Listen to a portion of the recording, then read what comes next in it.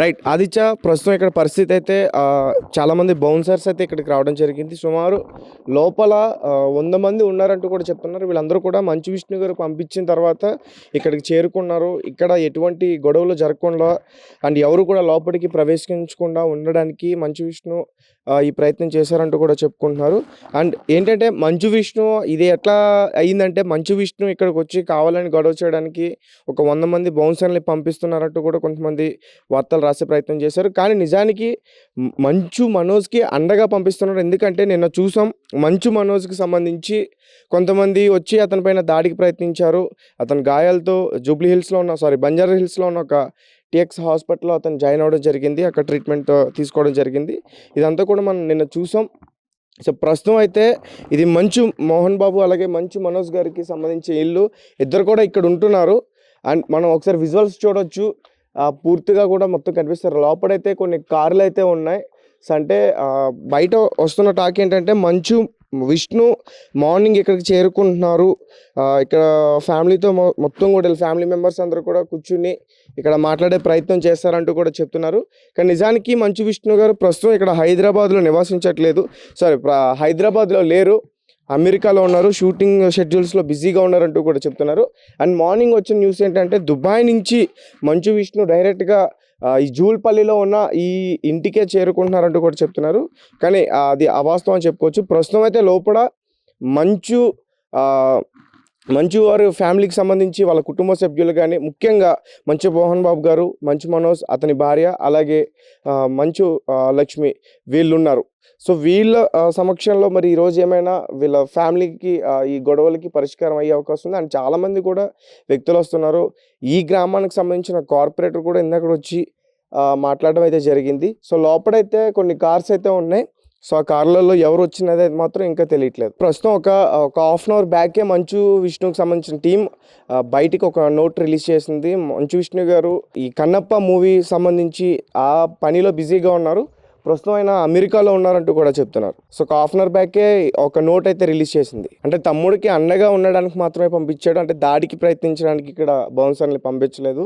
So నిన్న జరిగిన situation Manchu Vishnu చాలా సీరియస్గా తీసుకొని, సో ఇక్కడ సెక్యూరిటీ కల్పించాలి తమ్ముడికి అని చెప్పేసి ఆ రకంగానే కల్పించారంటూ కూడా చెప్తున్నారు.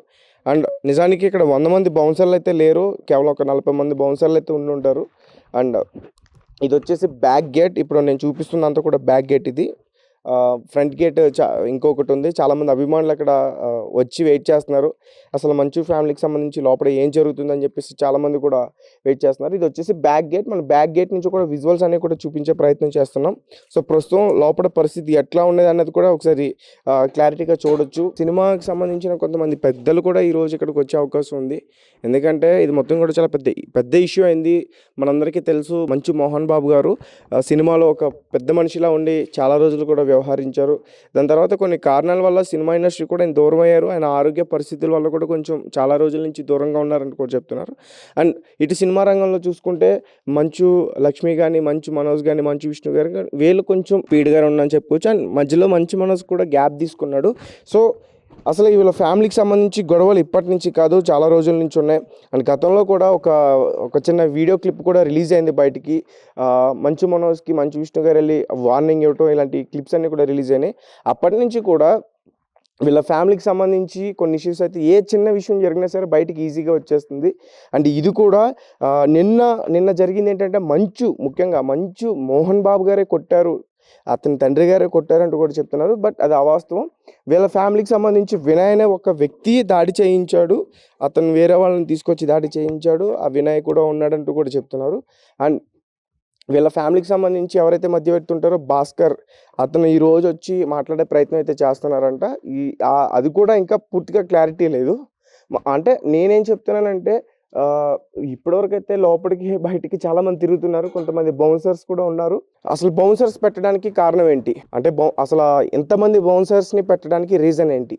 ఇది అసలు నార్మల్గా వాళ్ళకి సెక్యూరిటీ ఉంటుంది కదా, అంటే ఏదైనా స్కెచ్ ఉందా మనోజ్ మీద, ఏదైనా ప్లాన్ ఉందా, ముందుగానే తెలుసుకున్నారా ఇంతమంది బౌన్సర్స్ పెట్టి అసలు ఏం చేద్దామని? సో ఫ్యాన్స్ కూడా చాలామంది, ఇటు ఫ్యాన్స్ కూడా సెపరేట్ అయిపోయారు ఎప్పటి నుంచో. అంటే ఇది ఎలా ఉందంటే, మంచు విష్ణు అలాగే మంచు మోహన్ బాబు ఒకవైపు అయితే, మంచు మనోజ్ మాత్రం ఒకవైపు. ఇట్లా మాట్లాడుకుంటున్నారు. అండ్ ఎక్కువగా వీళ్ళిద్దరికి సంబంధించి గొడవలు అంటే వీళ్ళ ఫ్యామిలీకి సంబంధించి కానీ, వీళ్ళ వ్యక్తిగత గొడవలు కానీ ఎక్కువగా మంచు లక్ష్మి వాళ్ళిద్దరికి అన్నదమ్ములిద్దరికి కూడా కూర్చోబెట్టి నచ్చజెప్పే ప్రయత్నం చాలాసార్లు చేసింది. సో ఇప్పుడు ఆమె ఎటువైపు ఉన్నదైతే తెలియట్లేదు. సో ఆమె కూడా వీళ్ళ ఫ్యామిలీకి చాలా రోజుల నుంచి కూడా దూరంగా ఉంటుంది. అండ్ ఆమె ముంబైలో కూడా నివాసిస్తుందంటూ కూడా చెప్తున్నారు వాళ్ళ ఫ్యామిలీతో పాటు. సో ఇక్కడైతే మరి ఈరోజు మంచు లక్ష్మి లోపల ఉందని చెప్తున్నారు. ఆమె అంటే ఈ విషయం తెలియగానే ఆమె ఇక్కడికి చేరుకుందని చెప్తున్నారు.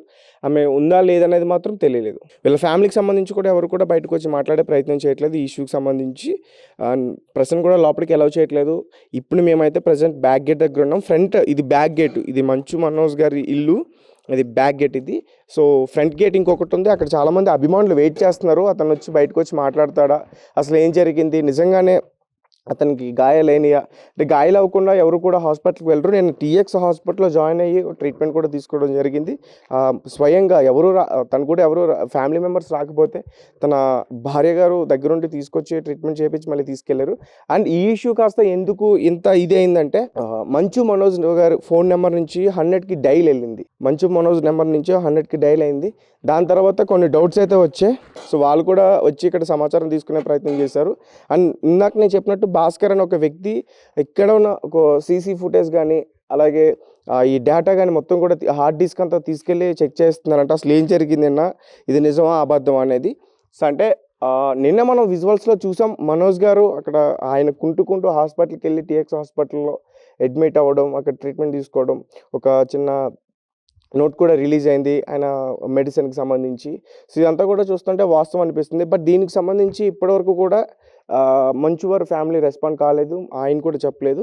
బట్ బయట అయితే మాత్రం ఒక చాలా పెద్ద గొడవే జరుగుతున్నట్టు కూడా చెప్తున్నారు. లోపల కూడా గొడవలు వినిపిస్తున్నట్టు కూడా చెప్తున్నారు ఇక్కడ ఉన్న కొంతమంది.